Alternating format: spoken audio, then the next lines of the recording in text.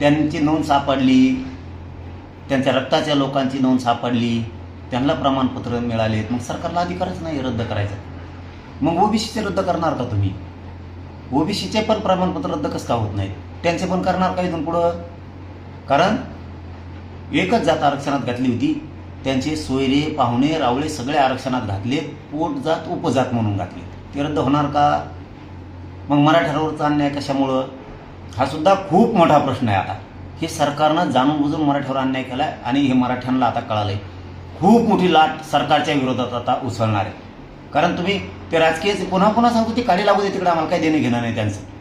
पण त्यांनी नोंद घेताना त्यांच्या रक्ताच्या नातेवाईकाची सापडली ना, आणि मग त्या नोंदी तुम्ही रद्द करणार, याच्यात काय हेवी दावी प्रचंड आहे. राजकीय लोक अधिकाऱ्यांवरती दबाव आणतात आणि अधिकाऱ्यांकडून ते रद्द करायला लावतात. नोंदी सापडलेला रद्द कसं काय करता?